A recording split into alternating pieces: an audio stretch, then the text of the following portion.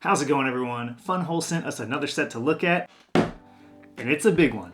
This is the Medieval Pier Inn, and it has 2,143 pieces and an included lighting kit. FunWhole sent me this set to share with y'all and to offer my thoughts on it. I've reviewed a couple of smaller sets from FunWhole, but this one is easily my favorite. Their main thing is integrating lights into every set, so you can enjoy them both day and night. Those previous sets were decent, but they really stepped up their game with this one, including probably some of the best instructions I've seen. This set is packed with details, has a great lighting system, and includes some unique minifigs. And it definitely has some Pirates of Barracuda Bay vibes going for it. I didn't know the price until after I built it, and I was surprised to see how inexpensive it actually is. At $140, I think it's a pretty good value, but let's dive into it so you can decide for yourself. The set comes with 2 big instruction books, a sticker sheet, all the lighting components, and of course, lots of bricks.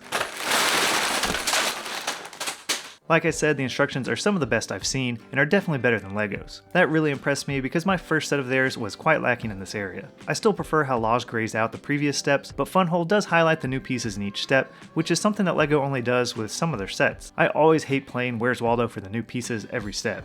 FunWhole also identifies the sizes of plates and tiles in the parts list, and even has size guides for the tiles. This means you don't have to constantly count the studs on every single piece, which has been my biggest pet peeve from Lego ever since I was 5. FunWhole also does a great job of showing you how to route the wires, which I appreciate, still being pretty new to lighting kits. The lighting components come in 5 different bags and are easy to use, and I had no issues with them whatsoever. The instructions tell you to check that each new light works before installing them, but I actually just peeked ahead to see how they connected in the end, so I didn't have to unplug each light after testing them. There's also a battery box, brick separator, and some tweezers included. The sticker sheet was probably the main annoyance for me and took some getting used to. The stickers are topped with a clear film, so you actually have to peel that off, place the sticker, and then remove the film afterwards. I found it to be more tedious than normal stickers, but kinda got the hang of it. I recommend connecting the part to something, holding the edge of the clear cover with the tweezers, and then use both hands to position the sticker just right.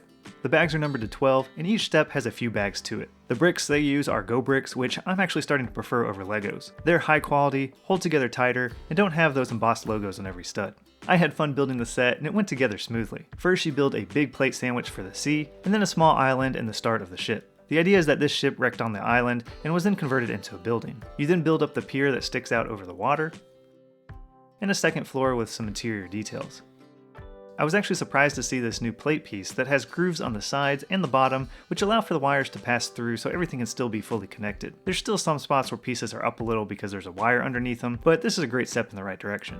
Next, we finished off the first floors with some ship detailing, and then work on the top floor with a bedroom and a wine press. That goes on top with a roof, and all that's left is some more detailing. And here it is, a pretty good looking set in my opinion. I guess it's actually kind of a cross between the medieval and pirate themes, but I assume there were pirates in medieval times too, right?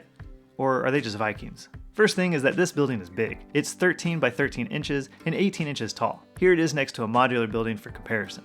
The base is mostly blue water with a couple of other shades peeking through, and the back corner is the tan island that supports the building's foundation. The 2 straight sides are lined with tiles connected with brackets. I don't think they're really necessary, but they're easy enough to take off if you want. There are several nautical components that point to the building's past as a ship. You have the entrance in the stern, the hull on the pier, the mast with a tattered sail, and even the bow of the hull poking out upstairs. Also, this is the extent of my nautical knowledge, so feel free to correct me in the comments. The main entrance appears to be through the stern, which is preceded by a makeshift pier that has a little boat chained up at the end.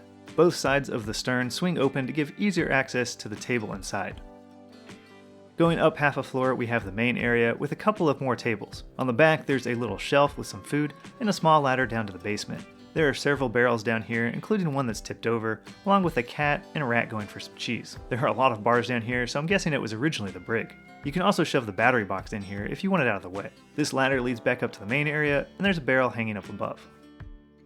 The rest of the main floor extends over the water on a big pier, and can be accessed through this side that swings open. There's a small table with food, and a large counter with a menu and a prep area behind it. You can barely see one of the lighting buses hidden behind the railing. There's also a lighted fire hanging from the rafters. The front of the pier has an awning, along with a deteriorated pier extending out a little, and a ladder down to the boat. On the side is a little sign that says North Pier Inn.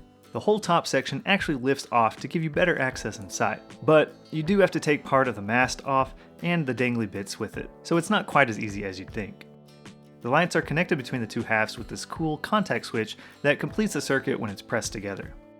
Another cool feature is that this side of the roof hinges open for easy access inside, and it rests on this support mast here. Upstairs you have the single bedroom for the inn. It has a bed and a writing table with a cool lighted candle. There's also a bookcase and a crate full of silver and gold. The trap door does lower down, but you have to lift up the top section to do so. The hoist for the platform out front works by turning this wheel, but you do have to open this lock, which is kind of hard, so if you want to play with it, I'd probably just keep it open. The other side has a big wine press. There are some wires visible here, but I don't think it's that distracting. There's some grapes on the whole piece, which appear to be fed into the hopper of the big drum. And on the other side, there is a leaking spigot, although for some reason it looks like water's dripping out rather than wine. This level has a nice railing around it and a cauldron hanging over another lighted fire. I'm not a fan of the little fire stickers on the cauldron, and I'm probably going to remove those later. Stairs head down to the main area, and a really tall ladder leads up the mast to the crow's nest. I think the lighting with this set is really well done. The main areas are lit up nicely to view easily, and I really fancy all the incorporated lights, like in the lanterns and the fires. The blue under the pier looks great, and even the green under the roof leaves are a nice touch. In my opinion, the lighting takes this set to the next level and was relatively easy to install.